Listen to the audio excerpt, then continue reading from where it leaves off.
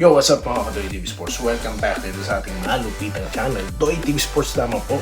Okay, ating pag-uusapan, nandyan na, move on na po tayo. Rain or shine na at tinebra ang pag-usapan natin. At, nako, samahan na rin natin ang NBA, no? Mga fans dyan, Lakers versus OKC. Alright, yan at mga pa-shoutout. Pero bago po yan, magpapasalamat po na si Doy TV sa ating mga minamahal na followers and subscribers. Salamat po sa mga hindi pa, nako. Push the button na mga boss, baka nagkakalimutan tayo. Papaliwanag ko ang key benefits ng pagiging subscriber ng channel na ito. Alright, so dito na tayo sa ating gustong pag-usapan mga boss. Okay? Taga sandali, meron pa munang tanong, no? Or hinihingan tayo ng komento ng ating follower, no? Ayan, so sige, sagutin po muna natin, bibilisan ko lang ito. Okay? So ano bang para sa akin, ano ba nangyari dyan sa tambakan na tinaktakan ng Meralco Tinebra? Well, yung first quarter, ang ganda ng sagutan. Second quarter, dun po naiwanan, di po ba? Ang nangyari kasi, nagsabay po yung dalawang Twin Tower. Ito po ang Twin Tower na ewan ko. Si Go at si Carino. Alam nyo, inaasahan ko po, no, expectation ko talaga na maglalaro na si Carino, no? Pero hindi ko po ini-expect na magsasabay yung dalawa, no?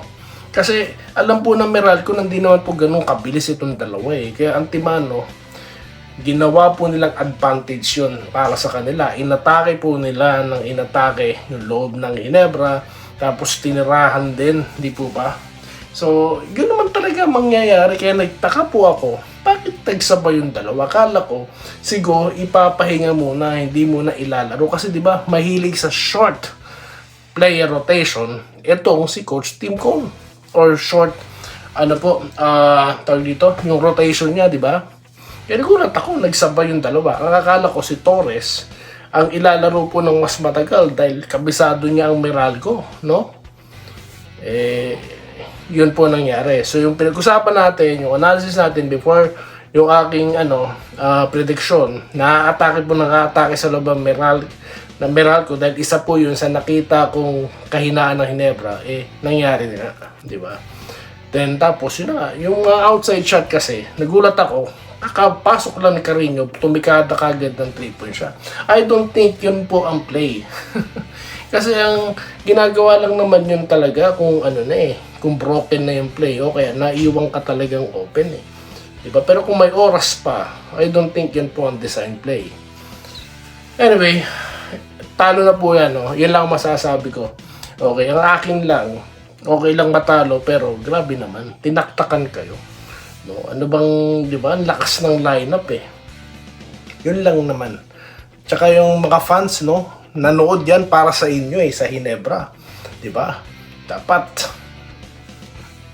Anyway, Ross na po pag-usapan natin, no. Wag naman sanang yan mangyari, no, sa Ross kasi ang mga fans po, kayo ang pinapanood, no. Si Doy TV tumataya sa inyo. Tumataya saan? Sa mga bet ba yan? Hindi, yung mga prediction ko. Dahil alam ko dudumugin tayo rito ng mga haters, no? Okay, so actually, wala pa naman ako napapansin ng mga hater, ha? So far, okay? Meron dyan, yung ibang mga umiiyak, no? Na nagbumura na po sa sobrang pikon dahil tinatawanan sila ni Doy TV, no? Okay? Pero karamihan po talaga ng mga followers natin, kilala na tayo rito. Okay, rain or shine at Ginebra. Well, hindi po pwedeng ilaro ng Ginebra yung ginawa nila kanina, no, or kahapon dyan sa Pilipinas. Hindi po pwede dahil tak-tak din po aabutin nila dito sa rain or shine. Okay? So, yan po ang kahinaan talaga eh.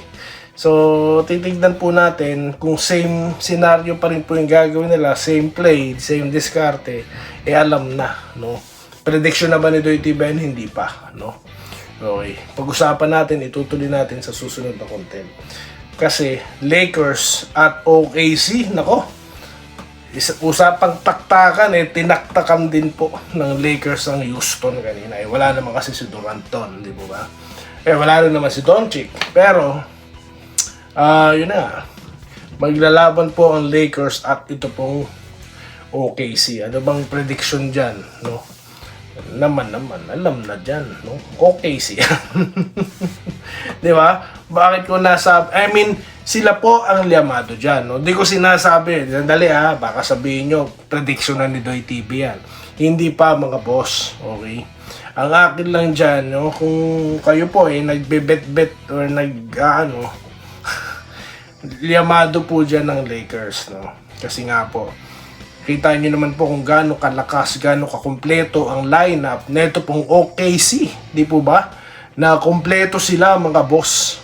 Meron silang sentro, wingman, ang laki, di po ba? 7-footer, sa guard, no? Tapos may SGA yung MVP, no? So napakahirap po kung talunin nitong OKC. Para nga makikita mo dito, tatakbuhan po sila, no? Ewan ko lang kung matataktakan itong Lakers. No? So, LeBron, nandyan pa naman, no? Kita niyo naman, very effective pa rin, mga boss. No? At yun na nga, natalo nila Houston at sayang, no? Nangihinayang po kay Kevin Durant. But anyway, it's gonna be a great game, guys, for the playoffs. Sino kayo dyan? Anong gusto nyong team dyan? Comment na kayo. Shoutout na po tayo, mga boss. Ayan, lumipat tayo ng location ng studio. Okay. So, ang ating pong pagkokomentuhan or ang comments na babasahin natin is YouTube naman. Kanina po Facebook Okay, so umpisa na po natin dito kay Jerry Lizaro. Ayan, Ginebra daw po siya. Wenceslao po, nag-good day. Nobelardo Novon, no? Die hard fan since bata pa siya, makaka-Ginebra na, no? Danny Del Cuesto, meron pa dyan idol, mga vlogger daw po na hindi pa rin nag-uumpisa ang laban. Matindi yan, sir. Archie Makirang, shout out. Romulo Macaraeg, sa inyo din po, sir. Maraming salamat. Okay, Discarte TV, na lagi daw po tayong inaabangan. Salamat po, no? Dahil diehard Ginebra daw po siya. Okay. Alam nyo, yung iba po sa Facebook, no? Talagang iba po talaga ang followers dun sa Facebook. Ang tatamad pong manood. No? Yung iba akala nag-meral ko ako, no? Porque tumatawa ako. Di naman nila alam ang dahilan ng pagtawa ni Doy TV. Kasi, ano po bang gusto nating maging reaction dun? Tatawanan na lang natin kasi yun na nga, yung mga hater. Alam ko ako napunter yan ng mga yan. Babawi na sila, no? At yun na nga, no? Kaya nga yung definition ng pinaliwanag na natin ng prediction. Ano ba ang prediction? Yung iba po, porket sinabi ko, na daw, parang ako pa may kasalanan. Bakit? Nag-bet ba kayo dahil sinabi ko mananalo? Kaya may disclaimer na, ha? Every time na may prediction si Doy TV, may disclaimer na. Malalaman nyo yan or mapapanood nyo yan sa susunod na content. Promise. Okay. Mirasol, no? Shoutout. Joseph Pineda. Yes, Idol Doy TV. Tulad nyo, confident din po ako sa laban. No? Yun na nga Ako po kasi, nagpipredict tayo. Confident ako no? Na ganito, ganyan ang tawag dito, posibleng mangyari. Pagdating kasi sa lineup, biruin nyo hindi naman match halos Meron silang Cancino, meron kang Barrientos, meron kang Quinto, meron kang Colt, meron kang Newsome, meron kang Thompson, no? Tapos may GOAT ka pa, di naman po mala RHJ import ng Meralco di po ba? Sentro, meron silang Bates, meron ka naman Rosario, di ba? Tapos pa, maganda nilalaro din ni Rosario, di po ba? Kaya kahit wala si Japet, no? Nagtataka ako sa iba, hanap kay Japet. Actually, kaya naman po ni Rosario yan. Tsaka yung si Torres. Isa pa yun si Ko, sabi ko sa inyo, malamya yan So, expectation ko si si Carreño Tapos, ipapahinga si Ko. Nagsabay yung dalawa. Klaseng Twin Tower yan. Ayun ako. Mirasol, Bon Ryan Cantor, Enrique Rivero, Albert De Los Reyes or De Los Rios, Alan, yun, shoutout sa'yo. Okay, siguro na, ano to, siguro, alright, Gerald Castillo, galing sa talo ang Meralco, pero nasa Memento man Jenkins, yun nga. Sa atin ang panalo mamaya, sabi ni Rodante sa bida, no? Rodwaldo Prasdilla, nag-good afternoon. Okay. Mananalo daw po. Naku, natalo tayo. Andesito Lantason, no? Paul, shoutout po sa inyo. Ito po, John 14 TV. Alright, what's up? Good day, shoutout. Kayang-kaya ng BGSM. Naku, natalo po sir. Rodriguez, Busdoy TV, ang Hinebra natin, tambak malala. Ano po to? 30 points, no? Nakakahiya na. Oh, yun na nga po, no? Alam niyo po, nakakahiya dyan, yung mga players, no? Sa mga fans, wala po kayong dapat ikahiya dyan. Kasi nga po, di ba? Sa mga players, lahat po na nagsusot ng Hinebra, meron yung uniform nyo, meron po, parang armor yan. No, may responsibilidad ka sa libo-libo, milyon pa nga na fans ng Hinebra. No, kaya nakakahiya talaga kayo na magpapatambak. Okay lang talo, tanggap ng fans. Pero pupuntahan nila kayo sa venue sa kamahalan ng gasolina. Tapos ipapakita nyo tambak. 'Di ba? Okay yung matalo. O sige, sabihin na natin malapat siya ang tira sa labas ng Meralco. E di kailangan i-challenge yan. Eh bakit kasi nakakatira? Di po ba? Subukan yung salubungin na kagad. Eh nagtataka ako yung shooter open. Doon ako nagtataka, ano klaseng depensa yun? Di ba? Ang guard, babantayan ng sentro, babantayan ni Carino. Ano klase yun? No? It doesn't make sense. Kaya, di ba, yan po ba ang in-expect ko? Yan po ba ang piniredy ko? Hindi. Di ba? So, paano nagugulat? Ako nga, expected ko na yun ang mangyayari.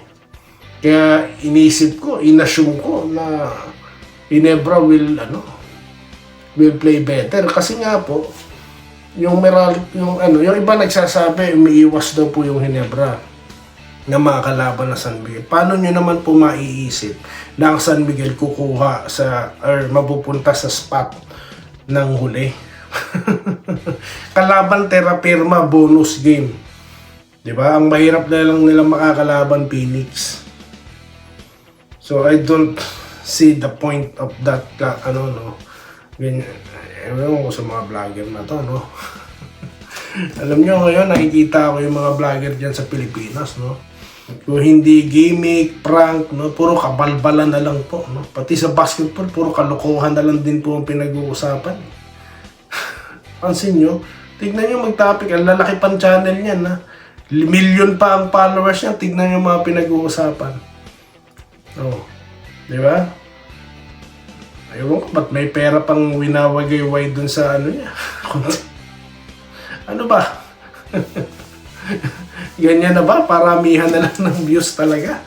Wala nang quality ang mga contents. Ewan.